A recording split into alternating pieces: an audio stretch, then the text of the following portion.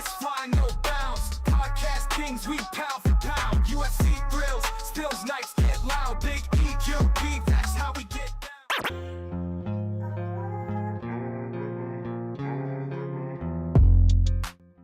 Yo, what's up, everybody? Welcome back to another episode of the GRP.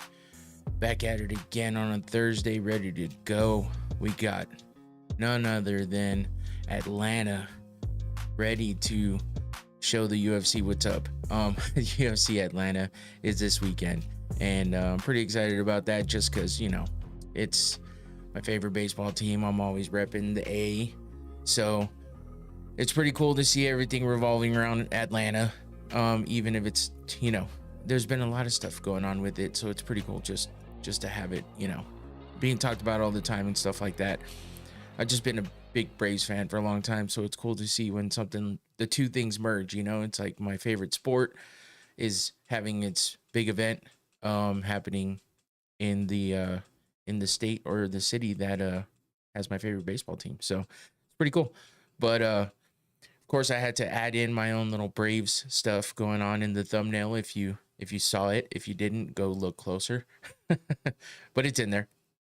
But anyway, that's just because I'm such a big fan, and you know, like I said, I always gotta incorporate it somehow. But yeah, that's what's happening this weekend. Last weekend was the UFC pay-per-view 316. We went over that on Sunday. If you missed it, go back and check it out. But Merab Dvalishvili getting the win over Sugar Sean O'Malley, and Kayla Harrison and you, champion versus Juliana Pena.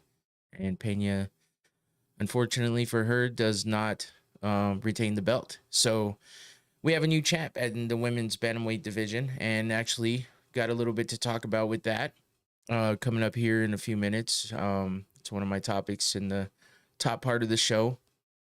But yeah, we have a new champion for the women's bantamweight division, and Sugar Sean, man, he found his kryptonite in Merab, and it sucks to see because I am a Sugar fan. Like, he's not my most favorite fighter. He's not like, he's not anything like that. He's just one of the guys that I like a lot, that I've followed for a while since he came off the Contender Series. Just because that's something that you pay attention to when somebody becomes a star coming out of a show like that. And for him to not be able to do anything against Merab, man, like, he did better in the 5th round of their last fight than he did, I feel like, the entire fight that while it lasted against Merab this time. So yeah, it's just tough, man. I don't know where Sugar goes from here. There's been a lot of talk about possibly moving up in weight and doing 145. And if that's the case, he's going to have some stiff competition up there. He's got the height and the length for it, but, his frame is not very big. He's not a big guy. So he's just tall and lanky. That's why he does well in his division, but I don't know what to say, man. And Sugar didn't give any excuses, really. He just said Merab felt even stronger and just felt like a different kind of human in there. So what can you say? At least he manned up and he didn't give excuses. Last time people talked about his excuses because of having the injury, but an injury is an injury, but a lot of times you hear about these things after the fact, or maybe even leading up to it if it's not a huge deal. But that was a big enough deal to he already had the surgery scheduled when he fought that last fight with Merab. So, that was last September. Hadn't fought since then, and comes back and gets a second loss in a row. Trying to fight for that title. First time trying to defend it, second time trying to win it back. And what can you say? That's just how fucking fighting goes, man. MMA is crazy. UFC is crazy. It's just a weird thing, man. Sports in general are crazy like that. But, when you got the team sports and stuff, the teams that are on top stay up there for a while. With fighting and MMA, things can change hands quickly. You might be on the top of the world and have that title, and your next fight, it's gone out of your hands because you get an opponent that you weren't ready for, that you just can't beat, that you just don't compare to in that way, and you're just not good enough yet, even though you were a champ, you know. That's just what happens. That's the ups and downs. That's life too, right? I mean, that's kind of how shit goes. 1 minute you're way up here, next minute you get knocked down a few notches, and it's just a matter of how you get back up. And that's what I'm waiting to see. What happens with Sean, and just how does he get back up? How does he recover? Because we've seen this out of a lot of guys. You know, they lose that title after being a champ for a while, and you live that life, and next thing you know, your pay is cut down. You may not have as many sponsors. You're not getting all the clout and the energy from everybody, the hype, and you know, shit goes away. And it's like, what do? Do you bounce back in a great way, or do you just wallow in your sorrows and feel sorry for yourself? That's what people do sometimes, and it's okay to do that for a little bit, but you got to bounce back, and you got to come back better and stronger, and you just got to keep your confidence high and have faith in yourself. So, Sugar, what you gonna do next? I think he just had some things to work on that he doesn't seem to do well with, and with the ever evolving MMA world, and the guys that are coming up that are good at everything, and you know, Sugar being one of those guys that's always been considered the young guy coming up, and now he's at that point where he's like in the middle, where he's not as good as he used to be at the moment, and yet he still has a lot of time to get better. And he's not a champ anymore, but if he bounces back and does the right things and plays his cards right, he can be a champ again easily.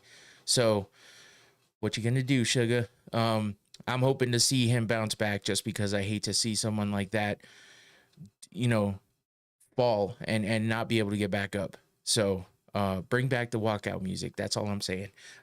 Bring back that Lupe Fiasco, because that song was the shit. And it's hard.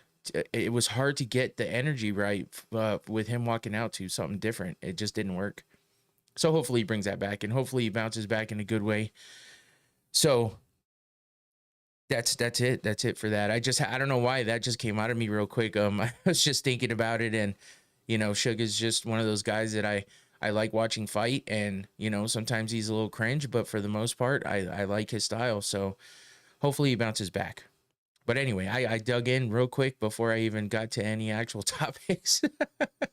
But that's just how it goes sometimes. I keep feeling like I have something on my face, and it keeps like catching my attention, making me feel like I'm like seeing something in my eye, as if I got some lint or some shit. I don't know what's going on, but it's bugging me, so I'm trying to shake it off here. Anyway, here we go. So before I get too far, I do want to give a shout out to my sponsor, of course, because even though, man, my CPU usage is running high, I wonder why. That's strange. Might have to take a look at that this weekend, because that's not good. Okay, well, it went down pretty quick, so that's good. Anyway, sorry, I got sidetracked because I just looked down and saw that. Before I get too far, I'm going to hit up my sponsor real quick and give a shout out. Noctane Smelling Salts. You've heard it before. I'll keep saying it. Hit that QR code. There's a link in the description below. You can go check out their website. It's a cool website to look at. I appreciate them for their sponsorship. If you go all the way to the bottom of the page, you'll see my logo down there in their portion where it says proudly sponsoring. But yeah, Noctane Smelling Salts. I got to take a whiff and get myself ready to continue to talk about MMA and everything else like I have already started. I need to get a new bottle soon. This one's starting to wear down. But I'm sure it's going to hit, and my eyes are going to start watering. This is the most potent bottle, though. It's the red cap, so that's why. So, 1 second. Maybe it's not wearing down. I didn't even have to get that close. Holy shit. Oh. Well, that's good. I'm awake now. I feel like something's up with my camera. I wonder if I moved. Okay. Kaya Sakura as champ in 2026. Let me finish this real quick. Noctane Smelling Salts. Check it out. That's my sponsor. Appreciate the sponsorship, Noctane. There's 3 different potencies. You can start off easy with the white cap, go medium with the black, or get the red cap if you're feeling brave. Anyway, thank you, Noctane Smelling Salts. Let's see. Octavius Specialist, I think it is. He said, need your opinion on Kaya Sakura. He's champ in 2026. I think I think he does have potential, but I mean, I didn't follow him a ton before he got to the UFC. I watched some of it, and I watched some of his highlights and stuff like that, and I feel like he's definitely got the potential to be the champ, especially in that division. But I mean, he came in with a with a chance to take the championship right away. He showed good potential against Pantoja, but we'll see how he comes back. I want to see him against a couple of opponents and see what happens, because we've seen what happens with guys that come into the UFC. No matter how successful they were in the other organizations that they were in, sometimes the UFC is different. We just saw that with Patchy Mix. He did not do well at all. And yeah, he's a different level of opponent. I mean, a different level of fighter than Kaya Sakura, but he was a champ multiple times in Bellator. So, and then we saw it with Patricky Pitbull too, but Patricky's a little older. Some would say that we got him at the tail end of his career for the UFC, but Kaya Sakura has a lot of potential, So, it's easily said that he could be champ in 2026, but I want to see what he does against other opponents in the UFC. So I can't really make up my mind at this point, but I mean, it's possible for sure. And I feel like he's a great fighter with a lot of potential. And I feel like he's going to be exciting to watch for sure. Regardless of what happens, I think he's going to be an exciting fighter to watch. So, and I'll be happy to follow and see what happens. What's funny? I tried to add I totally forgot about this until just now. He's gotten beat by Manel, but lightweight fights don't make sense. Yeah, exactly. So I did try to get the chat working on the screen, and I kind of half-assed it because I didn't think it was working. And now that I've got stuff in the room, I actually see it popping up, but it's hard to see. So I'm going to check and see if I can change the color of the writing real quick, so that way you guys can see your comments on screen, and so people can understand what I'm talking about, because I always read it, right, and I read it out loud, but sometimes people don't know what the hell's going on, and I'm over here talking about something that no one knows what's happening or if they jump in after the fact. So I didn't think it was working, but apparently it is. So I'm gonna see if I can change the color of the font real quick. I don't know if I'm gonna be able to do that. I might have to just this is something I should have done beforehand, but I'm gonna probably just have to figure it out this weekend and get it to I don't see anything about text color, so that sucks. So I apologize. You're gonna see some of the chat up there, but my background is dark and you can kind of see the name, and it looks like I need to make it bigger too. So maybe that's the other thing. Maybe I can make it bigger a little bit. No, I'm not gonna mess with it. Anyway, you'll see it up there, but I'll get it to work down the road, and that way everybody can see the chat on the screen, because that's what's cool these days. And it makes sense. He said, I think Royval beats Van by stoppage. Ooh, yeah, that was something exciting that was announced. Joshua Van signed for another fight right after he just got that big win. And he's going to be fighting on the International Fight Week card on the 28th. So against Brandon Royval. I do think Royval has potential to beat him. I think he's got more of that experience at the higher level, but Joshua Van is on a fucking rampage right now, and he's definitely on the rise, and I feel like he's hot right now, and I feel like if he keeps fighting the way he's been fighting, we've seen Royval get caught, but he's so tough that he doesn't get put out that easily. So I think it's going to be a damn good fight. Like, that's one of the most highly anticipated fights for me coming up. I can't wait for that one. Just exciting to watch Joshua Van come up. I liked him when he first came in, but he kind of was playing it low key for a little while, and now he's just he's on the rise, and it's good. and I'm happy to see it because he's a really good dude from what I can tell, from what I've been told. And yeah, and I'm just rooting for him because he looks like that kind of guy. Joshua Van is relentless. He's powerful. I get he looked good, but when you really see the fight, Joshua Van leaves his chin upstairs without blocking. He kept getting caught, and Royval without takedown threat will TKO Joshua Van. Yeah, no, I understand what you're saying. Those were very good points. And I feel like it is a possibility that Royval, like I said, Royval has that experience in the higher level of things. So, you know, in the end, that might be what puts him out, is the fact that he doesn't have that experience. Maybe he hasn't been tested that way. So without being tested in the way that Royval has been, maybe Van doesn't do well, and maybe Royval is the one to catch him. So that's a great point, and I understand it, and I'm just excited to see it. Regardless of how he does, unless he gets knocked out really quick, which I don't think he will. I think Joshua Van has enough skill to not get knocked out quick. I think that it will be a fun, I think it would be a fun fight to watch. So let's see. Oh God. Well, that didn't work. So let me put that back to the way it was. I tried something else because I thought of something quickly, but that didn't work either. So that's cool. I think I just messed up the chat completely because I see something here, but I don't see it there. Damn it. That's what I get for messing with things in the middle.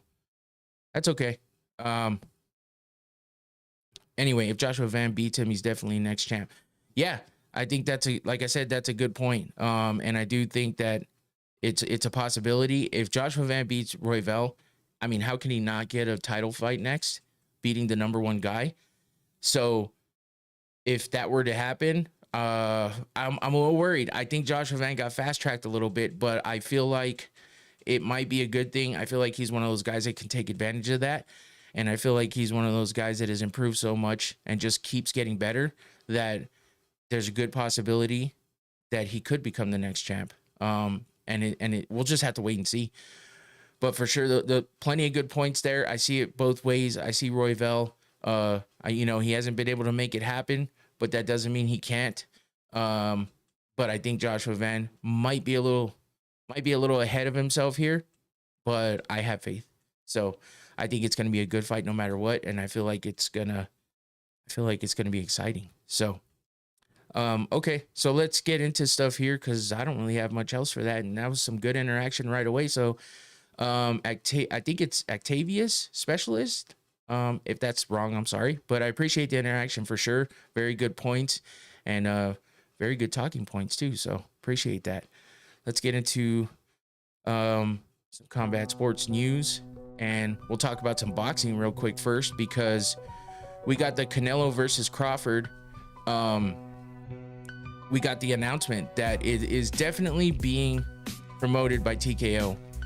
So we got that clarified for us. I guess because, the Noche UFC was supposed to be a pay-per-view, and then it got moved over to a fight night because of the fact that the venue wasn't ready, and it's not going to be ready in time. So now it's a fight night moved to San Antonio. So I talked about that before, but a lot of people were speculating whether that was done on purpose because of the fact that, Turkey Al-Sheikh decided to move this to the Saturday, the 13th, and make it happen on that Saturday in Las Vegas. So everyone's like, okay, so it's going up against each other for, the UFC and the boxing. And then he announced that Sella for Riyadh season was going to be promoting so there's just a whole bunch of back and forth. And this was all clarified over the past week. And Dana White confirmed all of it on Saturday at the post-fight press conference that he is going to be promoting the fight. And he's pretty happy about it, being that that's the first fight he's going to be promoting for boxing with TKO Boxing. And there's also some rumors that it might be called Zuffa Boxing still, even though Zuffa's out and gone. But we saw Dana with the Zuffa shirt in the past when Canelo, I was about to say Canelo, when Conor McGregor was fighting Mayweather. But I don't know if that's gonna be a thing or not. I don't see how that would be a thing. But yeah, we'll have to wait and see. Right now, you can see it in the right side with the poster on the bottom. It says TKO. So, and then you see Sella as well down there and stuff like that. But yeah, and they also announced it's definitely going to be on Netflix. And then you just see all the memes and people talking shit about how this better not be another Jake Paul and God damn it, Mike Tyson event, because of the fact that Netflix was dog shit when that event went on. Too much traffic, they couldn't handle it. Obviously people are on Netflix at all times of the day, millions and millions of people on it at the same time, but then you get on top of those people that would usually be on it at that time, watching everything from TV shows to comedy specials to movies, everything else that you watch on there. And then you have this live event that everyone's tuning into at the exact same time, and it's a live event and it's a big one. So having more boxing on there and being a big boxing match like this, Canelo versus Bud Crawford, I mean, holy shit. A lot of people have been talking about this one and waiting for a fight like this, for this fight specifically. So is it going to work out? I don't know. I hope Netflix learned from the last event that didn't go so well for them as far as the actual broadcast, and hopefully they fix things. But Netflix is huge already, and then to have a live event like this going on where it's going to have millions of people trying to watch, and then you don't even have to buy anything specifically, yeah, that brings a lot of traffic. So hopefully they get that worked out and fixed. But it's good to know that Dana White's still going to be promoting it. It's going to be his first fight for TKO Boxing, or whatever it's going to be called, and we'll see where it goes from there, because this could be big, and that might be why Dana White's kind of been missing from UFC lately. He hasn't been around, he hasn't been engaged. Of course, he's there for the pay-per-view alongside Donald Trump, but they're in Newark, New Jersey. I mean, that's pretty, it's pretty normal for for that event for Trump to be there, even though he's the the president and everything like that. He still goes to these things, so it's pretty cool to see. But at the same time, Dana's, I don't know, would Dana have been there if Trump wasn't going to be there? I don't know. He's just been kind of here and there, gone in and out, but he's busy, so it is what it is. Anyway, it's good to have some clarity on this. As of right now, that means the UFC does not have an event in September, which is crazy. That hasn't happened in quite a while. So for there not to be there's going to be an early October event, I think at the 6th or the 7th. I don't remember the exact date. But as of right now, there's no pay-per-view for September, which is strange. But stuff like that happens when the venues get messed up and they already have a schedule and all this other shit. So, and it would have been early in September on the 13th. So now it's going to be just a fight night in San Antonio. So hopefully they still make it a decent card and put on a good event that night. But a lot of people will be watching this boxing match. So moving on from that, something I'm super excited about. We got DBX2 happening on Saturday night. Dirty Boxing, their second big event. They've had 3, but the first one was a private event that wasn't broadcasted or anything like that. But they had DBX1 that was headlined by Yoel Romero, had Andrei Arlovsky, a lot of other big name people. It was a dope event. It was fun to watch. And I mean, the first one, the private one, was crazy. It looked like some underground Fight Club shit. And if you didn't see it, you should go check that out. You can watch that now. You can catch it on YouTube. You can watch highlights. You can watch the whole thing probably. But if you haven't heard about Dirty Boxing, it's Mike Perry's organization. He put it together. John Jones has a stake in it now. And basically it's boxing, but you can throw elbows. I believe you can clinch, and if you knock someone to the ground, you can't get on the ground and do ground and pound, but you can, stand and do ground and pound. So you can beat on them while you're standing up.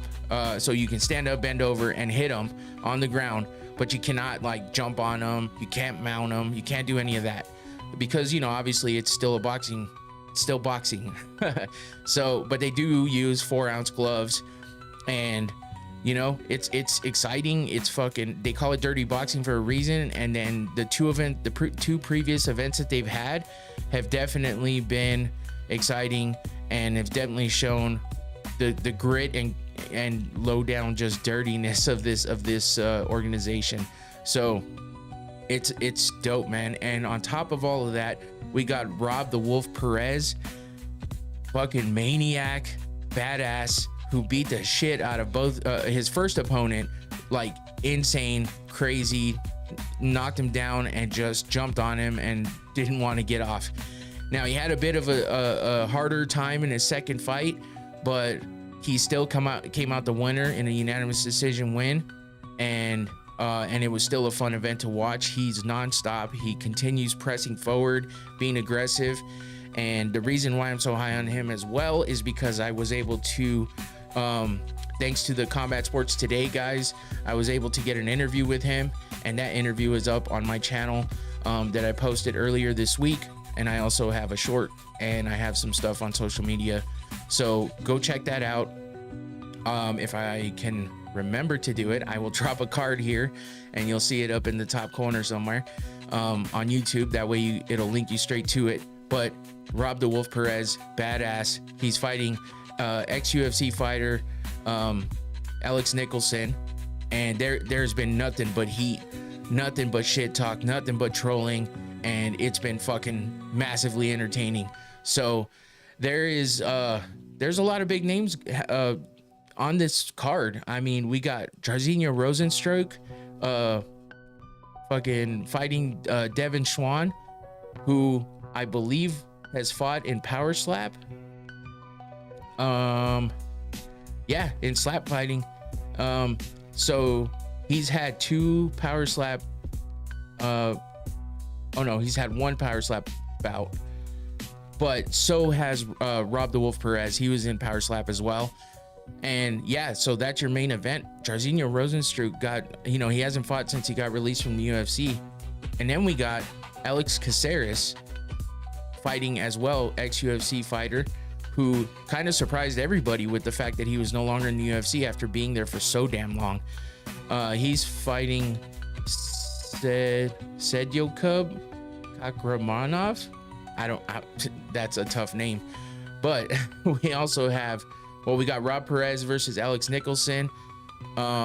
We got Phil Haas in there. Who else? Francisco Trinaldo. Bubba, I don't know. See, I'm seeing Bubba Jenkins and Shaman Moraes. Shaman Moraes was an ex-UFC fighter, but they're not on the poster. And then I'm seeing the Phil Haas fight on the poster, but I'm not seeing them here listed. So I'm a little bit confused. But we have Jessica Rose Clark, Jessie Jess fighting on this card as well against Marilla Moraes. And Jessica Rose Clark was in the UFC as well. Moraes was in PFL and in Invicta. She had a couple of MMA fights there. So that should be exciting because Jessie Jess just looks sharp, man. Everything I've seen coming from her, she looks good in the gym. She looks good anyway, but she looks good in the gym. Her skills look sharp, and I feel like we're gonna see a good fight coming from her in her first dirty boxing event. And I feel like she's perfect for it because she's got that, she's got that gritty look. She fights well. And I mean, she didn't have the best record in the UFC, but we saw her have, with some good skills in there. And I feel like she's ready for something like this. So should be a good one. Just Boston Salmon is fighting on this card as well. He was in the UFC for a little bit. He had a good interview with Combat Sports Today as well. I shout them out because I collab with them doing interviews and stuff, and then I'm able to post those things on my channel as well. So I've had a couple of interviews to this date, but I'm hoping for more coming up in the near future, hopefully. And but big shout out to Combat Sports Today for lining that up for me. A bunch of good guys there, a big team that all collab with each other and support each other. And I appreciate that as well because they support all of my stuff. I try my best to support everything of theirs. There's so many guys. When I recognize it's them, I, of course, throw out a like. You got to subscribe to their channels. You got to, comment on their stuff and everything. Do everything that supports them because they're a bunch of good guys and I appreciate them a bunch. So But yeah, Dirty Boxing, man. Mike Perry is like the perfect person to have an organization like this. This is like Dirty Boxing just suits him so well. And Rob Perez is one of those guys that 100% fits in on you know, in events like this. So it's fun, it's exciting to watch, and I guarantee you're gonna like it. So check it out. You know, I talk about BKFC all the time and how, you know, because Mike Perry fought in BKFC, the king of violence over there. What's up, brother? Chances of Jones versus Aspinall happening? That is the ongoing question that no one seems to have an answer for, because there's back and forth discussions, and John is out there trolling people, making it sound like he's already retired, and he told the UFC this. They just haven't told everybody else. By the way, that was 305 Chunks. Welcome back to the channel, bro. Appreciate you jumping in. I am gonna touch on that in a minute here, but yeah, as of right now, I don't know, man. I want to say yes, because I don't see John Jones not fighting at least the one more fight that everyone's talking about, and I feel like he's just building and building and building, and he's one of those guys that he's a habitual line stepper. He'll just keep going and keep going and keep talking that shit,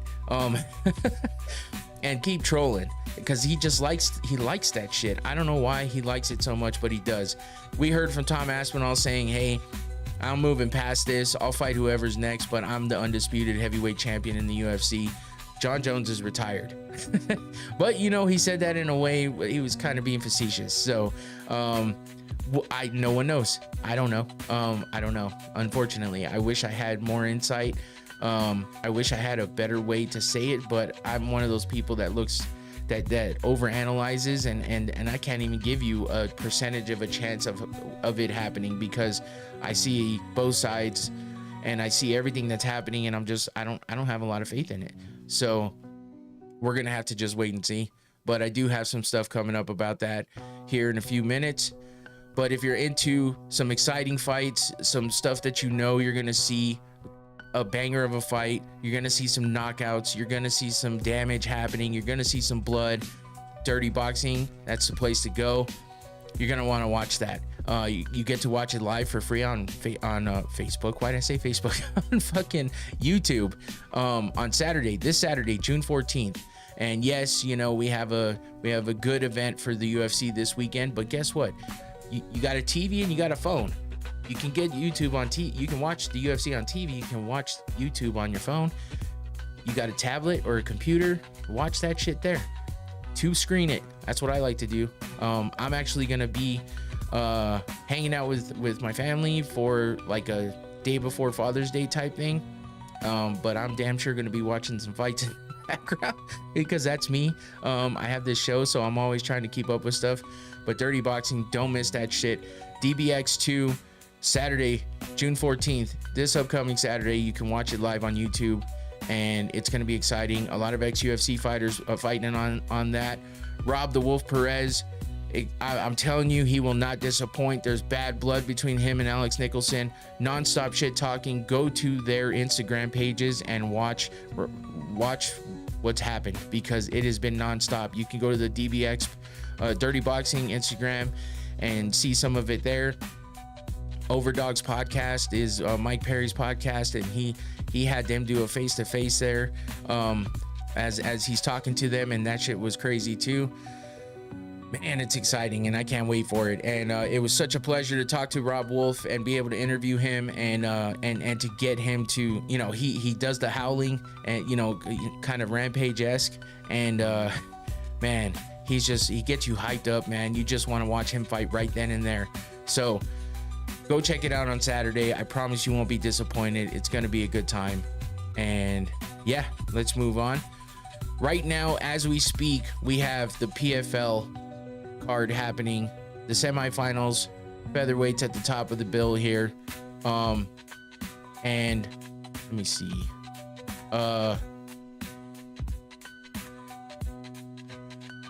Yeah, so then we got the early card, which at the moment, actually what I should do is I should bring up the Tapology for this, because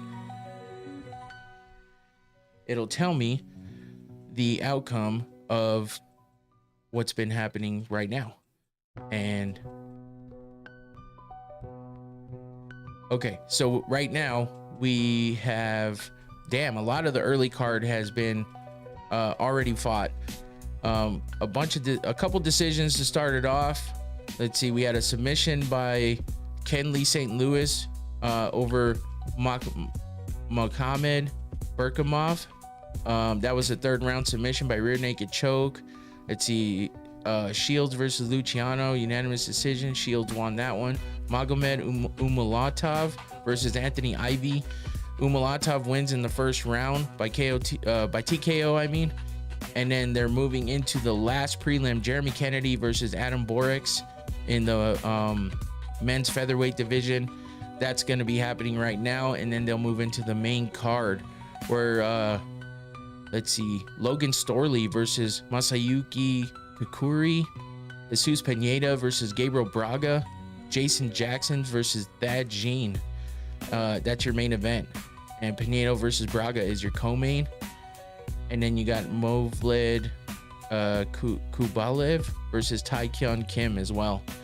So, yeah, you got the PFL happening as we speak on ESPN and ESPN Plus. I actually don't have it on. I kind of forgot that was happening right now. So I could turn it on.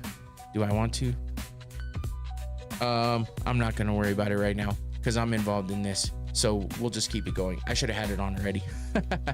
But yeah, turn this on in the background if you're watching right now, if you want to see what's happening with the PFL. You know, the PFL right now hasn't had the best promotion. Like, it's kind of hard to, I mean, unless you follow their social media pages and stuff, it's kind of tough to know when the hell the events are happening because you don't see it all over the place like you do UFC. So, you know, it is what it is. PFL fell off a little bit, I think. I feel like they need to do some stuff to get themselves back up to the level that they were at before. But there's a lot of things going on with that as far as cutting the winnings down from $1 million for every weight class winner to 500,000. Still a lot of money, but you know, when you've been fighting in there wanting to get that $1 million purse and then it gets cut before you even get to the top, I guess you should have been faster to get there. But I don't know, it just sucks. A lot of people aren't happy. That's why, you know, they merged with Bellator. All the Bellator fighters started dropping out left and right. You know, that's why we got Patchy Mix and Patricio Pitbull in the UFC now. Unfortunately, it's not a good outcome for them in their first fights in the UFC, but who knows? Ryan Bader took off and he's in Ryzen now. I don't remember everybody else at the moment, but we haven't seen too much coming from PFL in the way of a lot of hype and ways to get people to come back and start watching again. I'm sure people are watching, but you know, it just seems to have dropped out of the limelight a bit. It is what it is, I guess. But moving on to other events happening this weekend, we have a BKFC card happening at the Mohegan Sun. BKFC Fight Night Saturday. Porter versus Kleckler, and a bunch of other fights happening on that card. And then you got Ryzen happening as well on Saturday. So that's your big Asian card there. You know, just lots of fights that happen in Ryzen. And I guess there's you know, just a bunch of different stuff that goes on in Ryzen. It's kind of like back in the day with Pride, but you know, it's the new, and Ryzen versus Bellator was a big thing when Bellator was still around. They had a couple of events there that did well, and then like I said, Ryan Bader moved over to Ryzen, so that should be exciting. They had a heavyweight Grand Prix going on. My first interview, actually, I got to interview Daniel James, the American Predator. And unfortunately, he lost his fight in Ryzen when he got over there. But hopefully, we see some more coming out from him in the near future. But yeah, Ryzen's got a card going on, and then we got Glory 100, some kickboxing happening. Rico Verhoeven headlining that. He's always fun to watch. He's a beast. He's a legend. So we got Glory 100 happening on Saturday as well. So just some other events going on around the combat sports world, and I'm sure there's more, but you know, yeah, it is what it is. Let's get into a little more kind of sad news. Yeah, so Ben Askren earlier this week was reported to be in critical condition in the hospital due to complications with severe pneumonia and staph infections.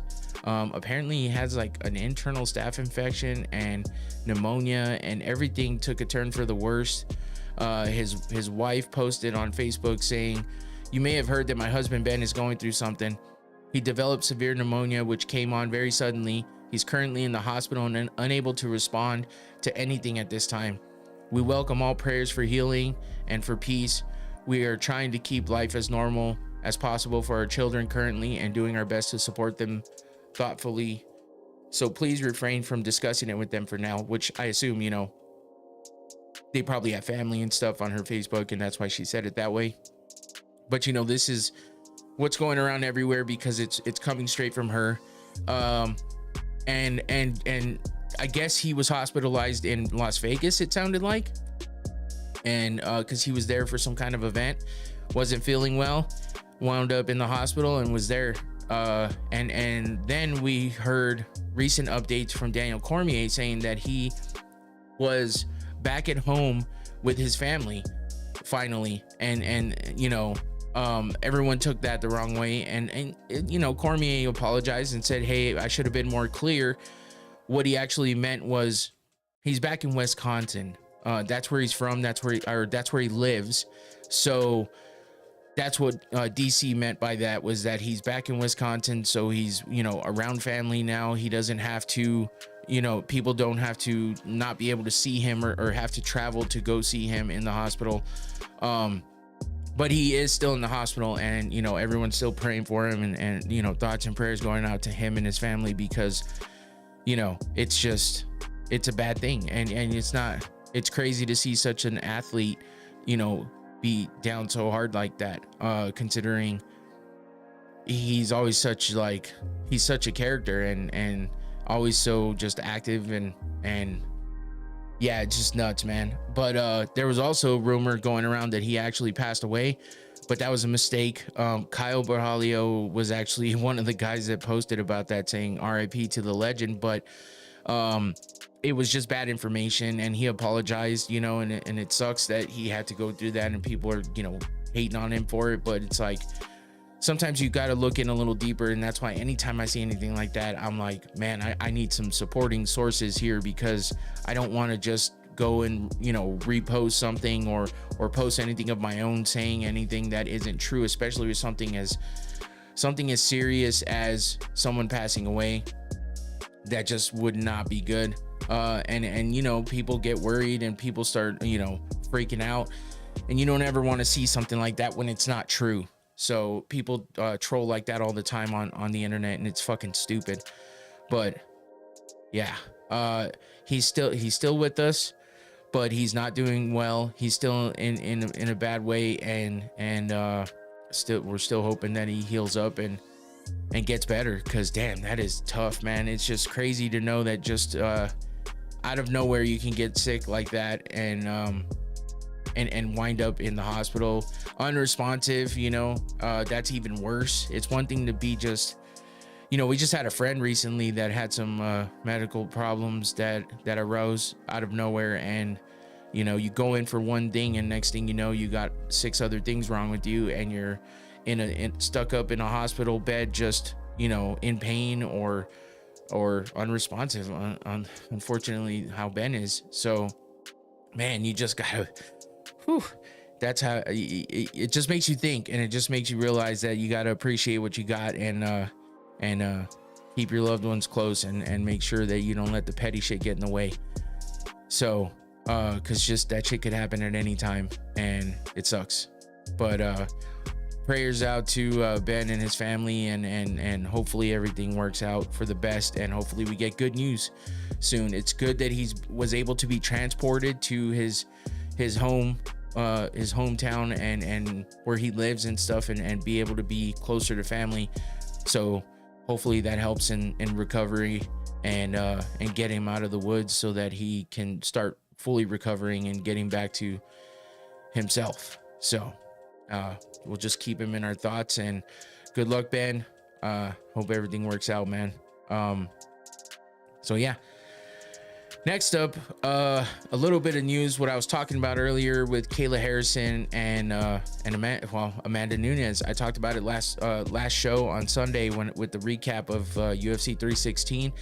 Kayla Harrison wins the women's bantamweight championship, beats Juliana Pena, but it was a tough road to get there. You can see her weigh-in photo on the right-hand side. She released a photo earlier this week of her cutting weight, and man, it's a scary shot. Look at that picture on the left, the red tinted one.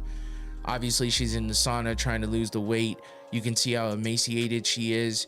Her face looks just, god damn, man, it's just bad. That is bad. And I mean that in no disrespect at all. I just mean, holy fuck, that's a tough weight cut. We know this because she fought in the 155 division in PFL, and she's never really been, she said she hasn't been 135 since she was in high school, which is crazy. She just has a big frame. She's a big girl, in not in the way that most people say she's a big girl, but you know what I mean. She has a big frame. She's muscular, she's fit, and she's just big. But look at that picture in the middle of her facing off with Amanda Nunes. So Amanda Nunes was there obviously because there was rumor that she's coming back, that she was unretiring, and she was gonna be coming back to the UFC after being retired for a couple years. And has it been a couple years? Maybe, yeah.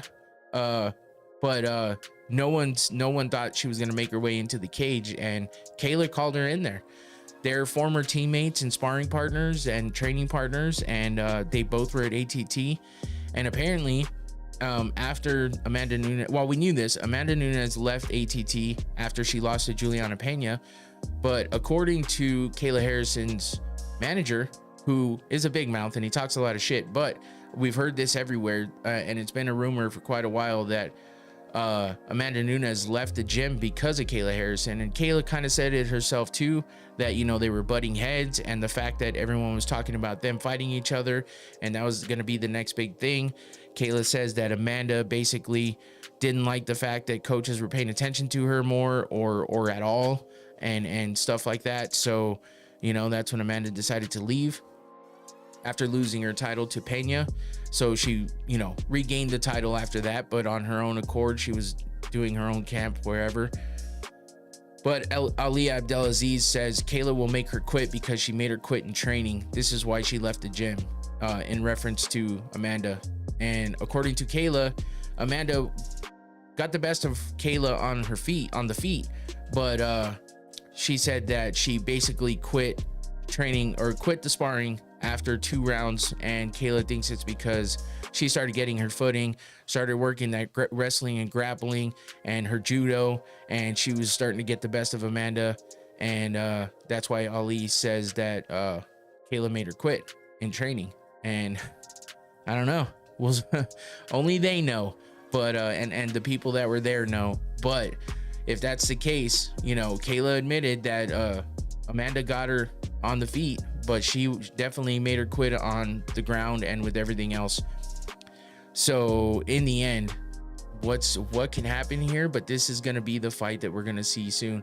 Now, according to Dana White in the post-fight press conference, he said that, well, he asked somebody if she was in, somebody in the know. He asked if she was even in the testing pool, and according to them, they said no. Now, the old rules with USADA was that you had to be in the testing pool for at least 6 months and being tested actively for 6 months before you could fight in the UFC. Now, obviously, the UFC will do what they want. They find ways around it. They surpassed that in the past. So they might do that again here. So maybe by the end of the year, we'll see Kayla defend her title for the first time against the former double champ, multiple time champion. She was the 145 champ, the 135 champ. She was the 135 champ multiple times. Amanda Nunes, the GOAT. And yeah, we'll see when that gets booked and when we can expect to see that fight. But that is going to be damn good. And I'm excited for that one. So, and to see Amanda Nunes come back, that weight class, the entire women's just divisions in general need something like this right now. So it's a good thing. It's a damn good thing. And maybe we'll see a trilogy out of this if Amanda comes in and beats her, or if it's a close fight, we get a second one. And you know how the trilogies go. So that might keep us that division active for a little while, at least at the top. And then everyone else is gonna be fighting to get there and fighting for their shot to be next at whoever the champ turns out to be. So we'll keep an eye open for that. And last thing with combat sports news here, we got John Jones with the troll job, like I was saying, against talking about Tom Aspinall. But the interesting thing is he actually mentioned Francis Ngannou as well. First off, I'll talk about this. He said, I spoke to the UFC a long time ago about what my future plans were. I haven't really worked out since my last fight in New York City, which is that's concerning. Honestly, I believe it's been in the UFC's interest to keep presenting me as the company's champion, not Tom. I've just been playing the role of the company man by doing nothing at all and holding the position. And truthfully, it's been incredibly lucrative. I've made more money off of Tom being the interim champ than Tom has himself. God damn. It sucks to see the rest of the division get slowed down like this, but that has nothing to do with me. I don't pull the strings. Yeah, John, but if he's making money, I was gonna say, but if you tell people what the fuck is going on, and if you are retired and you're considered yourself retired and you say that, and it's not gonna slow down the division anymore. So it is kind of you. You have a hand in this by being complicit. So who knows? Anyway, he said, and remember, you can't strip a guy like me at this point. I gave the belt up freely. Veni Vidi Vici, which means, I came, I saw, I conquered, whatever. And he's talking about in the previous years where he's had to give up his belt. He's been stripped. He gave it up freely. He, all this other shit because of all the other things he's done. So we can't be too surprised about this because we've seen this from Jones before. So then in another fucking tweet, he says, I'm hearing Francis Ngannou is still interested. Now we're talking. That's a real super fight, a clash of champions, not just hype. He held the UFC belt. I've defended mine for over a decade. Two kings from different roads, not just one legend facing a mouth that's hot right now. Oh my God. So Francis says, you take care of the UFC, I'll take care of the PFL, and we'll finally find out who's the king of the heavyweight. Now, what the fuck, man? First of all, obviously Dana White was asked about this because all this came out before Saturday. So Dana White was asked about it, and Dana White's like, listen, Ngannou is contracted with PFL. I don't have his contract, so I can't even make that fight. So what are we talking about? And then on top of all of that, John Jones already had the opportunity to fight Ngannou when he was in the UFC and the fucking champion. Where were you at then, John? Oh, trying to bulk up and get ready for heavyweight division by taking 3 years to fucking figure it out, basically. I might be, exaggerating a little bit, but maybe not, actually. It was a long fucking time. So where were you at then, John? I mean, we saw the face-off at PFL, but that was already too late. And the talks were there. Like it could have happened and it didn't. And that's just John being John. So I don't see this one happening unless something crazy happens and Ngannou gets out of PFL. But from my understanding, he has a long-standing contract with PFL because he was the African ambassador, or the ambassador for African PFL, or PFL Africa, whatever you want to call it. And on top of all that, he still has one more fight on the contract.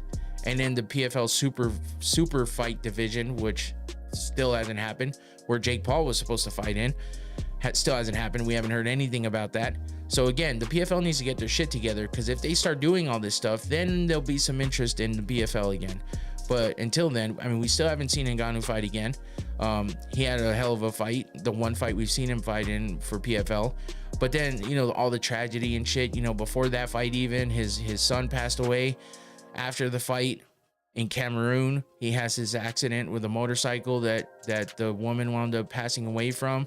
Now, that wasn't his fault. It was his fault that she was in the hospital because he hit her with the motorcycle. It was an accident, but you know what I'm saying.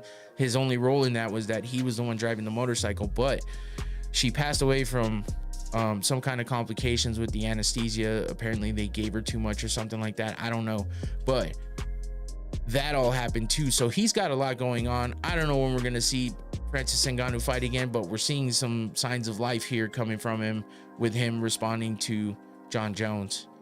But I don't think we'll see that fight ever, honestly.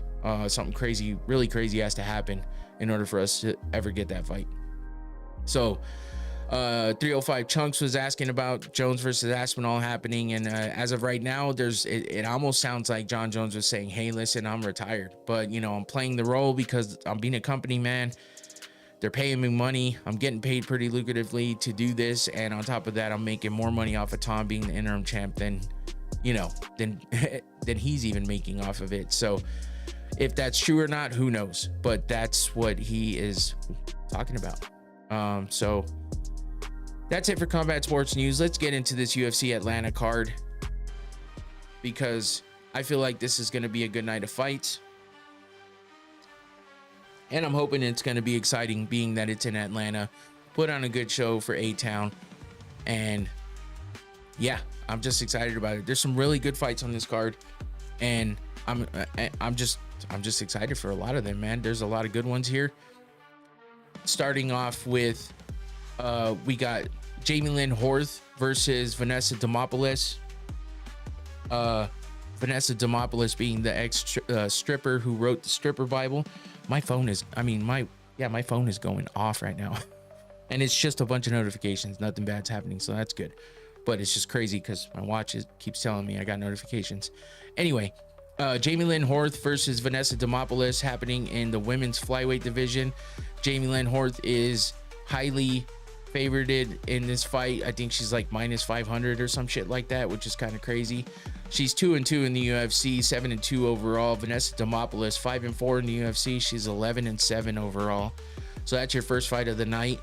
We got Phil Rowe versus Ange Loosa happening in the men's welterweight division. Ange Loosa is 10-4 overall, 2-2 in the UFC. He's pretty fun to watch fight. I mean, you can kind of expect some fireworks if he comes out blazing against Phil Rowe, who's 3-3 in the UFC, 10-5 overall. That's your second fight of the night. Next up, we got Ricky Simone versus Cameron Smotherman. I feel like this has a lot of potential to be exciting as hell. Men's bantamweight division. Cameron Smotherman's 12-5 overall, 1-1 in the UFC. I'm sorry, I was looking. Did I write the wrong thing? Whatever. Ricky Simone, I messed that up because, yep, that's okay. Ricky Simone, 21-6 overall, 9-5 in the UFC. Ricky Simone, always fun to watch fight, and that could be a real good fight there. There's a lot of these like sleeper fights where you're like, they're lower in the card. I don't know what you're gonna get from them, but if you know anything about a lot of these guys, yeah, there's a lot of potential going on in some of these lower fights in the prelims. Next up, Cody Durden versus Jose Ochoa. Cody Durden, also fun to watch. 17-7 overall, 6-5 in the UFC. Ochoa, 0-1 in the UFC, 7-1 overall. So he's trying to make himself noticeable in the UFC by getting his first win. Cody Durden, always looking to get that win. 6-5 in the UFC though, but that could be a great fight too. And then Malcolm Wellmaker, fighting in his hometown, Atlanta boy, fighting Chris Moutinho, who, if you remember, he had green hair when he fought Sugar Sean O'Malley. Dude, he got pieced the fuck up by Sean, but Sean couldn't put him away. Sean looked frustrated at one point in time where he's like, hey, what the fuck do I have to do to get you to fucking go down and stay on the damn mat? Because he couldn't finish him. He couldn't take him out of there. And it was just Sean beating the shit out of him, basically. Moutinho got some good shots in on Sean as well, though. It was kind of impressive, but everyone was like, who is this guy, man? He is so fucking tough, it's insane. But Malcolm Wellmaker got the crazy knockout in his last fight. He's undefeated, 9-0. His last fight was against Cameron Simon, where he got that counter right hook knockout in 1 minute 59 seconds into the first round. So yeah, 1-0 in the UFC. He came off the Contender Series where he got a first round finish in that fight as well. He's got a couple of decisions in there, but every other fight is a finish on the feet. Basically a bunch of KO TKOs. He has submissions way back down in his record. He's got a couple, looks like a couple, yeah, submissions, but a lot of first round finishes, a lot of early finishes, and a lot of KO TKO wins, and that makes for an exciting fighter. And he also quit his job after he won his last fight and getting the bonus. He's just one of those good guys. Again, he's like Joshua Van, where you're just like, you can't help but like the kid. So he's fucking exciting. He's got fucking crazy hands, and Moutinho is hard to put out. So he had a rough time after he lost his Sean. I think he got knocked out in the next fight in the UFC after that Sugar Sean fight. Let me take a look at that. Yeah, he's 0-2 in the UFC. The fight he had, that was back in 2021 when he fought Sean O'Malley, and then he came in and fought Guido Canetti and got stopped in the second round by a standing TKO. So he didn't even get dropped. He didn't even get the ref had to stop it basically. So that's how tough he is. And I'd be excited to see if Malcolm Wellmaker can make a real big name off of this fight, staying in that undefeated column and or in that win column and staying undefeated with a big win over Moutinho. He said he was in a bad way after losing that fight, that he was super depressed. He thought about ending everything, but he says he's in a way better state of mind these days, and happy to be back in the UFC. But he has a fucking hell of an opponent and a hell of a fight to welcome him back to the UFC. We've seen what Wellmaker can do, and I'm excited to see if he's going to be able to keep that up and how he's going to fare against somebody who is very hard to take out in Chris Moutinho. Since he's been out of the UFC, he had a few losses after that Sean O'Malley fight. He went on a 4-fight losing streak, including that Sean fight, and then he went on a 5-fight win streak, which he's coming off of right now. And looks like Combat Zone, CES, and Cage Titans. He's fought in those different organizations. He's had a bunch of finishes. All of those 5 fights have been finishes. So except for one, which looks like it was like a doctor stoppage or something, but he's had submissions, he's had KO TKOs, mostly submissions though. So yeah, this feels like it's going to be a great fight, and I don't see how it couldn't be. So I'm excited to see that one for sure. Then we got the old dogs, the old school guys. Michael Chiesa versus Court McGee. Court McGee being the former addict who actually like died at one time, and they brought him back. I think it was multiple times. That's how bad his addiction was, overdosing and shit. But he's been clean for quite a while now, and doing his thing in the UFC. He's 22-13 overall, 11-12 in the UFC. It's a lot of fucking fights though. Chiesa 18-7 overall, 13-7 in the UFC. And I feel like this has potential to be a really good fight if we remember how either of these guys have fought in the past. Chiesa's on a 2-fight win streak with wins over Tony Ferguson and Max Griffin. Both rear naked choke finishes, one in the first round, one in the third. He hasn't fought, well, he fought in December of last year against Max Griffin, so it hasn't been that long. And Court McGee, I feel like fought not that long ago either. Yeah, October of last year. That was a submission win for him over Tim Dirty Bird Means. And before that, he was on a 3-fight losing streak. But those losses were to Jeremiah Wells, Matt Brown, and Alex Morono. So tough opponents there. But Court McGee looking to keep it in the win column. Michael Chiesa looking to keep his win streak alive. That should be a good one in the men's welterweight division. And then we got the Bear Jew Paul Craig versus Rodolfo Bellato. Well, I only laugh because this fight is a rescheduled fight because the last time they were scheduled to fight, Bellato had to pull out because of herpes, which is very fucking strange. Never really heard of that one, but yeah, that's why he had to pull out. It was kind of weird. But yeah, now we're getting to see it. So let's hope that nothing happens to stop them from fighting this time, and we get a good fight out of this one as the featured prelim at UFC Atlanta.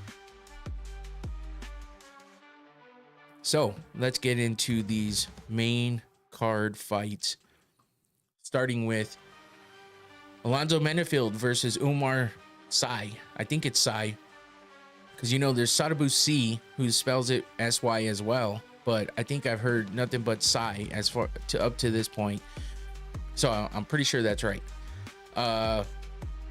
Zark 81, Craig got back to banging with big boys at light heavyweight. Oh yeah, that's right. I fucking forgot about that. He's back at light heavyweight. So he was fighting in the middleweight division.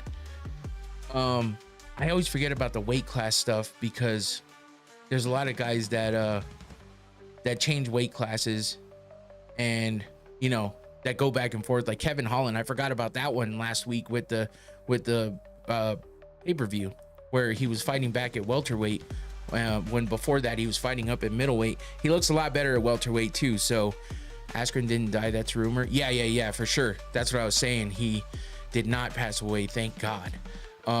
Let's just hope he gets better, because that's tough, man. I don't want to see that happen to, like, Ben Askren is way too young for that. So I'm hoping that he gets better soon. But yeah, we got Alonzo Menefield versus Umar Sy. 9-5 for Menefield, 2-0 for Sy. He's, you know, got the undefeated in the UFC record. He's undefeated overall, actually. He's 11-0. Let's see.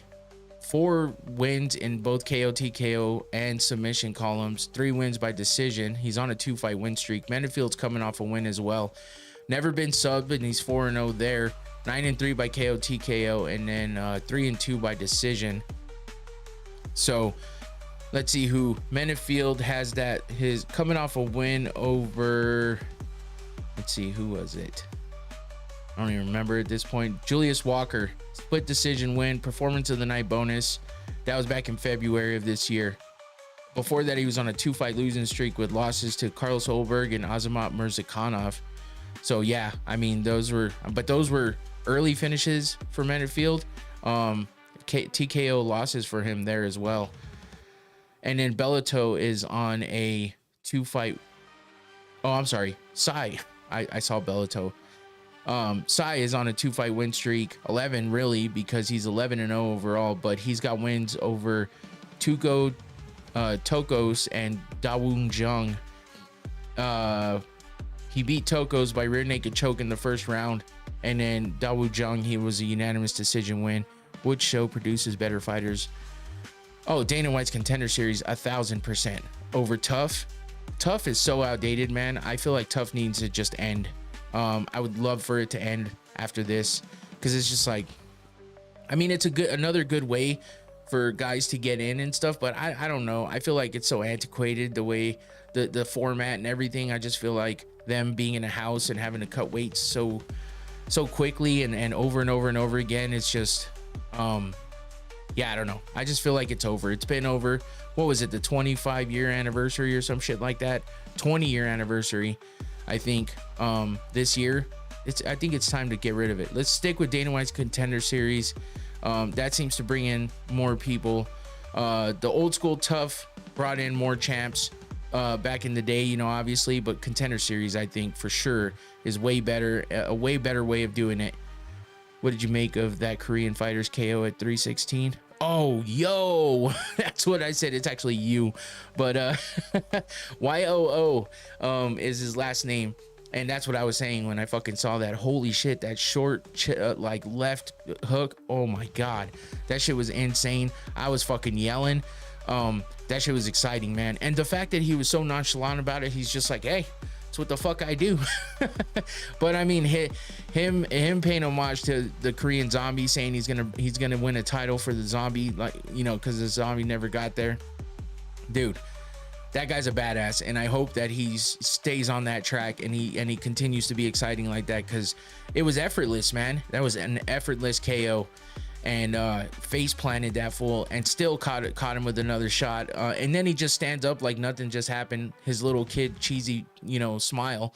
And he loved it. So Pereira and Adesanya should fight after retirement for a boxing match, which would sell. Yeah, I mean, we've seen him do MMA, we've seen him do kickboxing.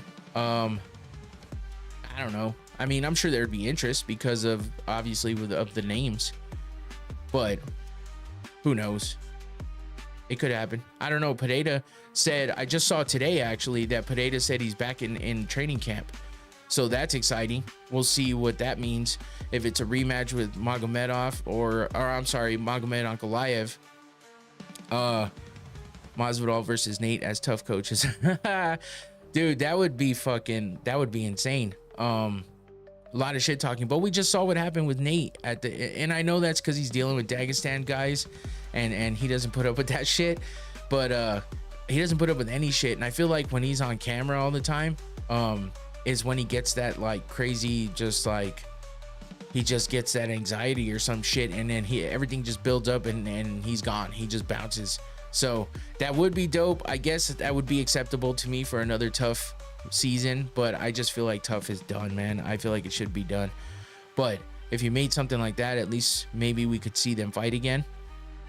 And unlike this season where DC and Chael are retired, they're not fighting again, and they have a show together. So I mean, all of this is just big promotion for their fucking show. Once again, if you're looking at the fact that I have the chat on the screen, I understand that you can't see what's actually being said, and I apologize for that. Today's the first day I've tried it. I didn't even think it was gonna work, and then it started working. So now I see what I need to do, which is work on figuring out how to get it to actually be able to be seen. And I'll work on that so that way you guys can see what's being said in the chat on the screen instead of having to look over or whatever. But anyway, Cedric Dumas got caught again. He out from the UFC. Yeah, that fool just can't stay out of trouble. The fuck, he going around fucking robbing people and shit. I guess the UFC needs to pay them more. But he seems like he from what everything I've seen is he's just got that criminal mentality, and that's just not good when you're in the UFC. So yeah, that's what happens. Anyway, let's move on. Next main card fight: Cody Brundage versus Mansour Abdel Malik, and or Malik, actually, I think it is. Yeah, we got Brundage 5-5 in the UFC. Malik 2-0. He's 8-0 overall. Another undefeated fighter, and he's got 7 wins by KO TKO, 1 submission. And nothing's gone to decision for him, so he's a finisher. And yeah, that's always a good thing against Cody Brundage, who's got some fights in the UFC. 5-5, 11-6 overall, 6-2 by KO TKO, 3-2 by sub, 1-2 by decision.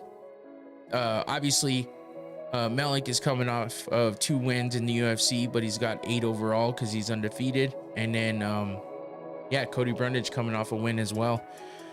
So this feels like a pretty good matchup here. I mean, Brundage had that huge slam where he like rampage style slam and knocked out fucking who was it? Zach Reese. Yeah, that was a crazy one. But after that he turned around and lost to Bo Nickel. Had a no contest with Abdul Razak Al Hassan, and then a win over Julian Marquez. That was his last fight in March of this year. So that was a finish for him. A TKO finish in the first round. So, he's got the finishing abilities, and Malik seems to finish all of his fights. Has not taken anything to decision. And his last 2 fights were against Nick Klein, where he got a TKO win there in the second round, and then a first round finish over Dusko Todorovic, and a performance of the night bonus there for him in his debut fight. He was in the Contender Series and got a win over another undefeated fighter there. Second round TKO for him there. Yeah, a lot of TKO and subs. I mean, actually 1 sub and the rest are TKOs. So, I mean, he likes to finish fights, and so did Cody Brundage. Has finished his last few too. So we could see a very exciting fight here in the middle of the main card. That should be good, or I should say the bottom part of the main card. Let's move on to former champ Cody Garbrandt, no love, fighting Raoni Barcelos. And this one could be a banger too, man, because if this stays on the feet, fucking Cody's definitely got that stopping power in his hands. Now, his chin has been fucking touched quite a bit, and he's been knocked out a decent amount as well. We've seen him just look real bad on the feet and get knocked out easy. You know, people talk about his chin being gone and all that, but when it comes down to it, he's still an ex-champ, and he still has that power in his hands, so he can stop people too. He got rear naked choked by Davison Figueiredo in his last fight, so he's coming off that loss. That's his one submission loss in his career. He's 3-1 by decision, 11-4 by KO TKO. I mean, so it's really not that bad. It's just his losses were bad, and that's the problem. 9-6 in the UFC, 14-6 overall.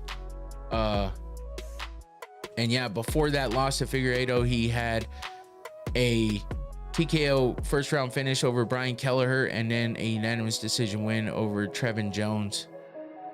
So yeah, that's your former champ there, Cody Garbrandt, fighting in the men's bantamweight division. And then Raoni Barcelos is 8-4 in the UFC, and he's coming off of 2 wins, one over Peyton Talbot, where he made Peyton Talbot look real bad. That was his last fight in January of this year. So, you know, we know he's got some skills to be able to stop Peyton Talbot like that, who was on the rise, man. He was definitely up there, a lot of hype around him, and Barcelos made him look bad and beat him by unanimous decision. Before that, he had a rear naked choke against Christian Quinones. And then before that, he was on a 2-fight losing streak with losses to Kyler Phillips and Umar Nurmagomedov. Umar being a tough opponent there. I mean, he lost in the first round by TKO. He lost to Kyler Phillips by decision. So, you know, I feel like this just has a lot of potential to be good. I think if it stays on the feet, both these guys have good skills up there, but Cody has that power in his hands, so it's a possibility. So it should be a good one there. Moving on, Edmund Shabazian. Oh shit, I completely missed showing the pictures. There's a big shot by Cody Garbrandt there. Big uppercut by Barcelos. I missed those pictures. I should have switched it, my bad. But moving on to the next fight, Edmund Shabazian versus Andre Petroski. This can be a damn good fight too. This is what I'm talking about. This is why I'm excited about this card. All these fights have potential, man. A lot of potential. And we've seen Shabazian do some shit in the past that's, you know, been exciting. He's coming off a win. He's been around for a while. He's 14-5 overall, 7-5 in the UFC.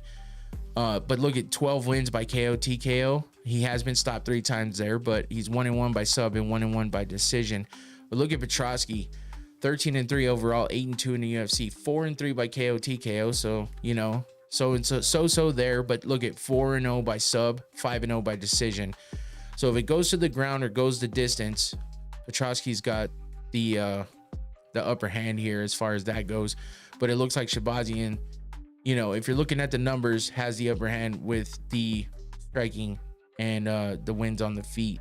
So looking at Shabazian, his last win was against Dylan Budka. That was a TKO win in the first round with a performance of the night bonus there.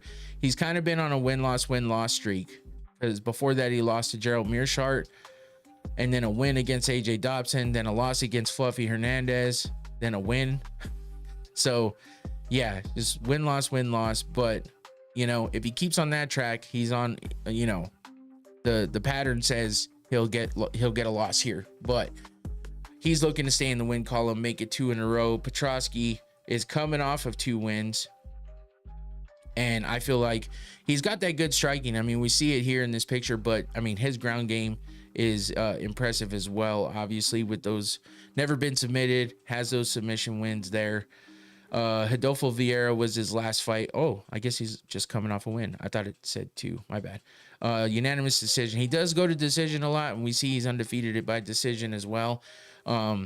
He had a loss before that Vieira fight by decision there, and then 3 wins in a row, all by decision. So his last 5 fights have been 1 loss by decision, 4 wins by decision. So yeah. Oh shit. Two of those are so it is, man, I fucked this all up because see, Tapology puts the grappling in the mix and that fucking throws me all the time. So he is let's see, 1, 2, he's actually on a 3-fight win streak with wins over Vieira, Dylan Budka, and Josh Freemed. So yeah, coming off of 3 wins, he's looking to stay in that win column, make it 4 wins in a row for him against Edmund Shabazian, who's a tough opponent, and that should be a good fight, I feel like. Next up, co-main event, we got Rose Namajunas versus Miranda Maverick. Thug Rose back in the building. She is coming off a loss though, and she hasn't looked like the Rose of old in quite a while, and that's upsetting because I love Rose, but you know, everyone's going to come to the end of their career and it doesn't always look the best. She hasn't been that bad. You know, she's had some good fights and then some bad fights. She's coming off a loss to Erin Blanchfield, I think. But Blanchfield, she's a very ground, you know, wrestling, grappling heavy fighter. And Rose just couldn't put together any striking, which she's best at, to get the win there. So she lost by decision. But she's 11-6 in the UFC, 13-7 overall. 2-1 by KO TKO, 5-1 by sub, 6-5 by decision. Miranda Maverick, 15-5 overall, 8-3 in the UFC.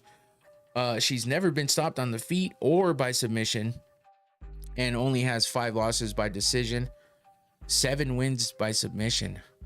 So we know what she's good at, or by decision is she's got 7 wins there as well.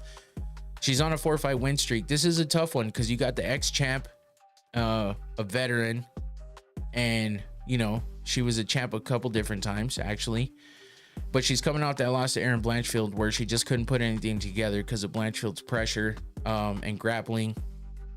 But before she lost to Blanchfield, she had those 2 wins against Amanda Hebos and Tracy Cortez. I mean, she boxed the eyelashes off of Cortez. Like literally she knocked one of Tracy Cortez's fake eyelashes off her face. And I mean, she got some hands on her and she fucking did some damage. So and then Hebos as well, she had a great fight against her, looked really good on the feet. Manon Fiorot stopped her.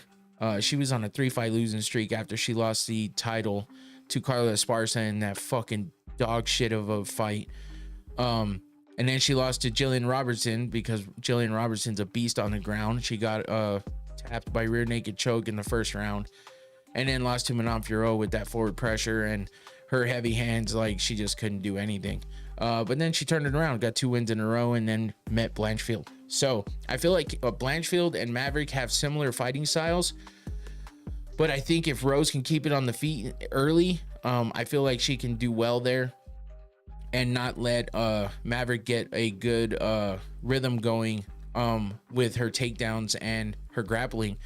Because if she just starts to get in that way and be heavy with the grappling and take her down and stuff, then I feel like Rose has a really good chance. But if Maverick, you know, Maverick has some hands too, but as you see, she doesn't have a lot of finishes there.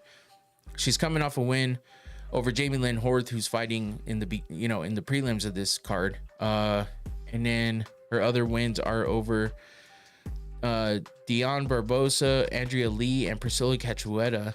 Her last loss was to Jasmine Jasdavicius. But I mean, look at all these decisions. 1, 2, 3, 4, 5, 6 decisions in her last 6 fights. Only one of those she lost. So yeah. Oh, I'm sorry, not 6, because she beat Cachueta by armbar. So 5 of the last 6 have been unanimous decision, either wins or losses.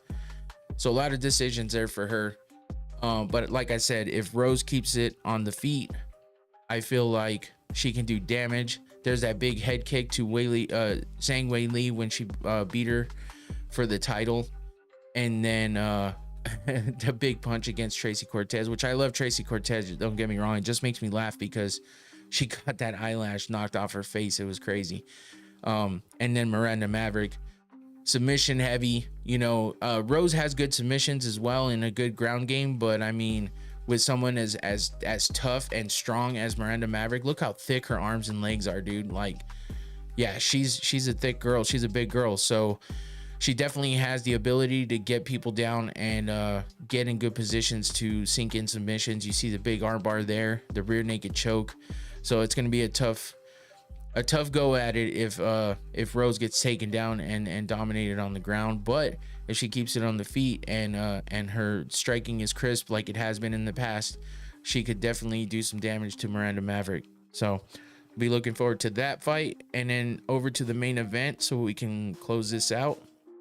We got Kamaru Usman versus Joaquin Buckley, the ex-champ, the vet with the bad knees, unfortunately. Kamaru Usman. You know, we haven't seen him, you know, it's like he's 15-3 in the UFC, so he's only got 3 losses, but he just hasn't looked good in those 3 losses that he has, you know, especially since he lost the title. He got that big head kick from Leon Edwards. So, you know, but it's like 3 losses in a row is the problem here. You know, Leon Edwards, he loses his title, rematches him and loses to him again by majority decision, and then loses a majority decision to Khamzat Chimaev. But he gave Khamzat a run for his money and got into a firefight with him, which was, you know, as dangerous as all hell. But Usman's got hands, and you know, but he's really good at wrestling. But his knees hold him back quite a bit, it seems like. And you know, in his heyday when he was the champ, it didn't seem as such a problem. But you know, everybody falls off at some point. He is 38 years old, 20-4 overall, and 15-3 in the UFC. He's 9-1 by KO TKO, 1-1 by sub, and 10-2 by decision. So again, if you look at the numbers, it's not that bad. It's just knowing what's happened with all of that is the problem, and the fact that he's on a 3-fight losing streak is tough. He seems to be leaning into his podcast that seems pretty successful with Henry Cejudo, and you know, it's been since 2021 since he's won a fight. So if he doesn't get in the win column here, it might be time to hang it up. But if he does get a big win against somebody like Buckley, who's on his way up and is looking to make a run here, and this is his jump off. So, you know, he's gotten big wins against other legends and other older fighters, and people just talk about the fact that he's been just fighting older guys, but he's on a 6-fight win streak. He's never been submitted, but he's never, you know, won by submission either. He's 11-4 in the UFC, 21-6 overall.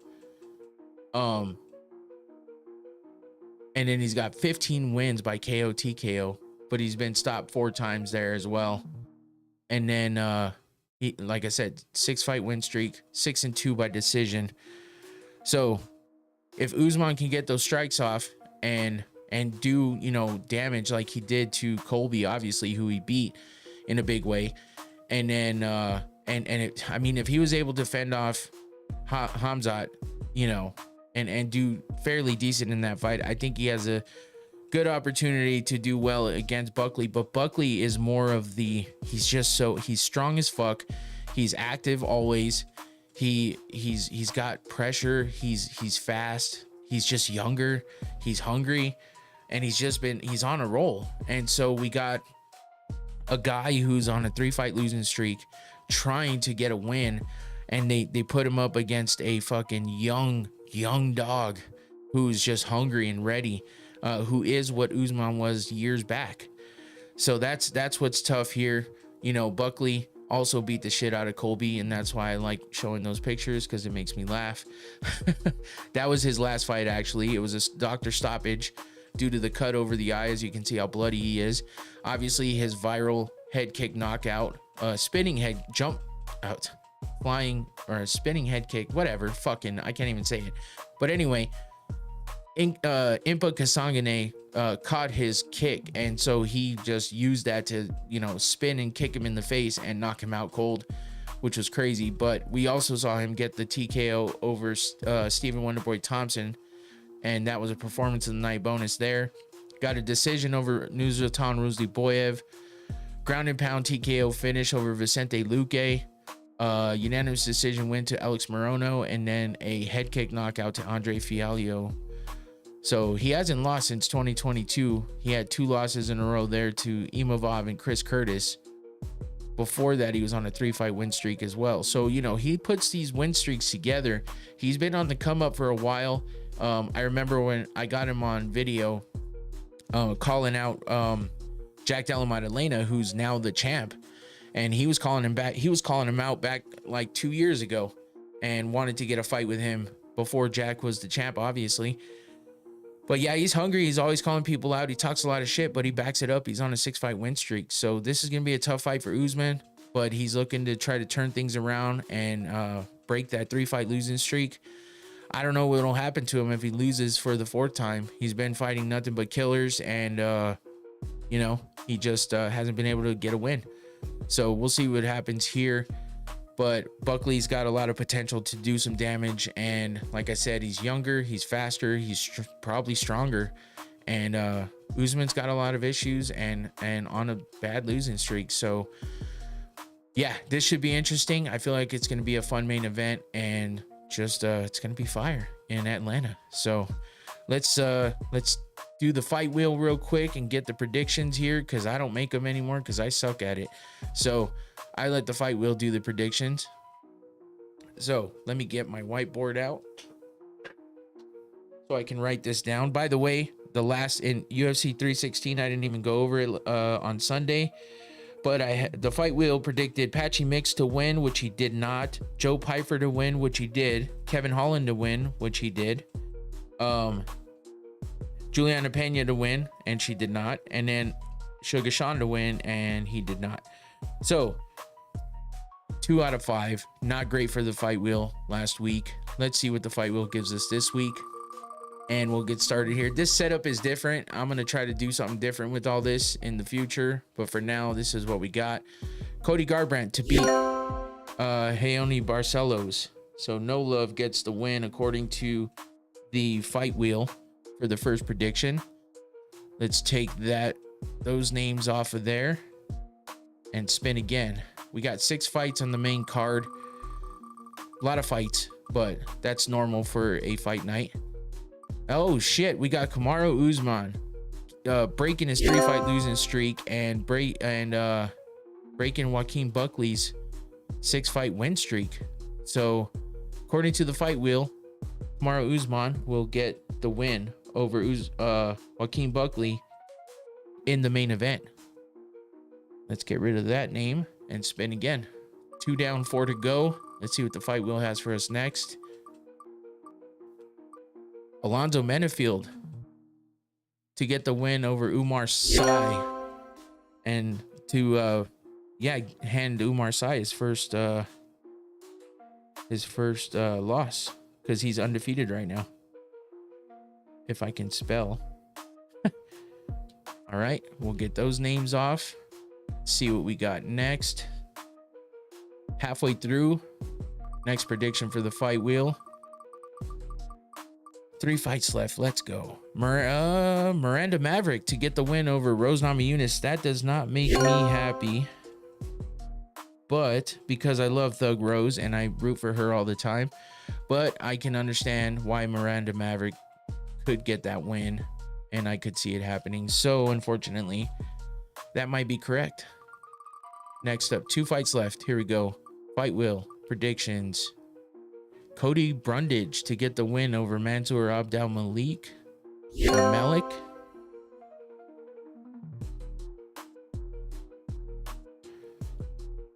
We'll get those names off of there, and we'll get our last prediction from the fight wheel. Edmund Shabazian versus Andre Petroski, or Petroski. What did I say? There's no V. Andre Petroski to get the win over Edmund Shabazian, which I could see happening. And those are your fight wheel predictions for UFC Atlanta. We got Cody No Love getting the win. Kamaru Usman breaking his losing streak and beating Joaquin Buckley. Alonzo Menafield beating Sy. Miranda Maverick beating Thug Rose. Cody Brundage beating Malik. And then Petroski beating Edmund Shabazian. Those are your fight wheel predictions.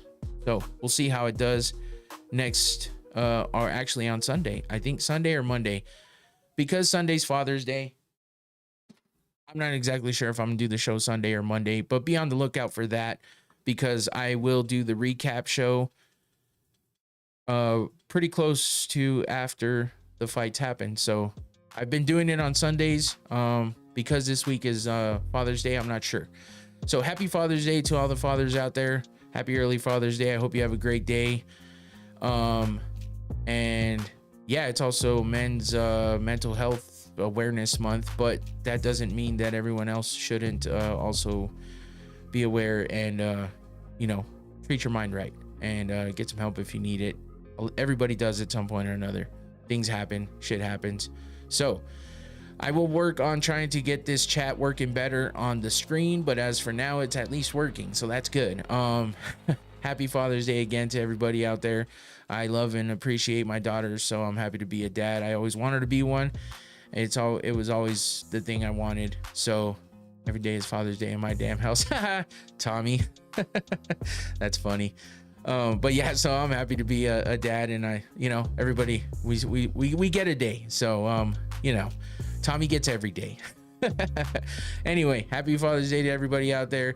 Have a good weekend. Lots of combat sports to watch this weekend, so check it out. But most of all, UFC Atlanta, DBX2 Dirty Boxing. Go watch the Wolf fucking get a big knockout, because I feel like he's going to. DBX is going to be a dope ass event. You get to watch it live for free on YouTube, so check that shit out.